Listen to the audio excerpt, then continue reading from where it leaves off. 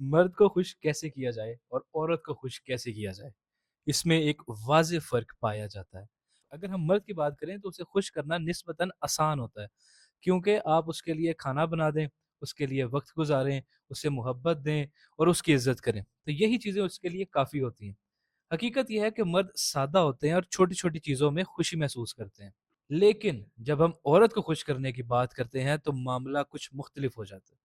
عورت کے لیے ضروری ہوتا ہے کہ اس کا ساتھی مضبوط ہو، پر اعتماد ہو، جذبات کو سمجھنے والا ہو، خوش مزاج ہو اور زندگی میں آگے بڑھنے والا ہو۔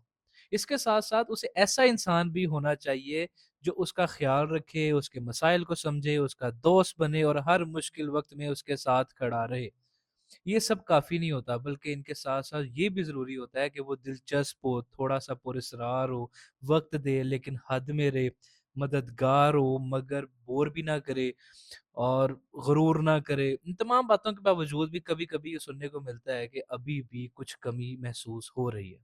دوسری طرف مرد کے لیے خوشی کی تعریف بہت سادہ سی ہوتی ہے، کیونکہ وہ محبت، وقت اور عزت کو ہی سب کچھ سمجھتا ہے۔ اسی لیے کہا جاتا ہے کہ مرد کو خوش رکھنا آسان ہوتا ہے۔